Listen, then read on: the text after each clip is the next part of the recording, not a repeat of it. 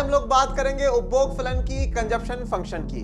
उपभोग फलन या कंजप्शन फंक्शन, तो जैसे मेरे प्यारे विद्यार्थियों, जब हमारे घर में कोई भी फंक्शन होता है तो हम किसको बुलाते हैं? जिनसे हमारा कोई रिश्ता है उनको हम लोग इनवाइट करते हैं, हमारे रिश्तेदारों को।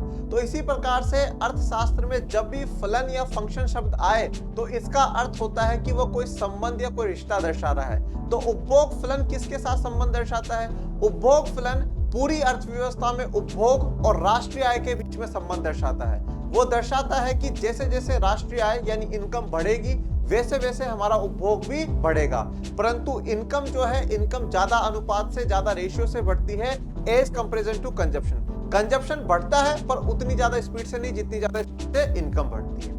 और यहाँ पर एक कॉन्सेप्ट को समझना बहुत जरूरी, जिसे कहा जाता है स्वायत्त उपभोग या ऑटोनोमस कंजप्शन। स्वायत्त उपभोग या ऑटोनोमस कंजप्शन का मतलब होता है कि जब इनकम जीरो भी होगी, जब हम कुछ भी नहीं कमा रहे हैं तो भी कुछ ना कुछ तो हम लोग उपभोग करेंगे, क्योंकि जीने के लिए जो है उपभोग जरूरी है, कंजप्शन जरूरी है। तो जब जीरो लेवल ऑफ इनकम पर भी अर्थव्यवस्था जो भी उपभोग करेगी उसको कहा जाता है स्वायत्त उपभोग, ऑटोनोमस कंजप्शन। आइए अब हम इसका एक सूत्र, एक फॉर्मूला देख लेते हैं। तो फॉर्मूला है C = C बार। C बार किसको दर्शा रहा है? स्वायत्त उपभोग को, प्लस B और Y। B क्या है बच्चों? B होता है MPC और Y होता है इनकम। ये जो है उपभोग फलन का फॉर्मूला होता है। और इसी के साथ देख लीजिए वक्र, जो ये आपको ब्लू लाइन दिख रही है ये इनकम की लाइन है, और ये जो ग्रीन लाइन दिख रही है ये कंजप्शन की लाइन है। तो अगर, और यहाँ पर जो आपको ये दिख रहा है ये किसको दर्शाता है? ये ऑटोनोमस कंजप्शन को दर्शाता है बच्चों।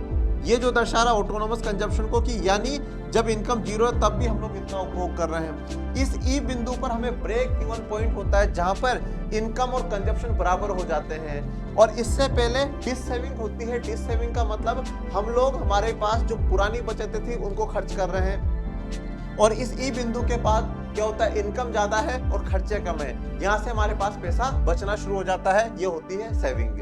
तो ऐसे और शॉर्ट्स देखने के लिए चैनल को सब्सक्राइब कर दीजिए, लाइक कर दीजिए, और अगर इंस्टाग्राम चलाते हैं तो लर्न एंड शेयर को फॉलो कर लीजिए। Thank you so much.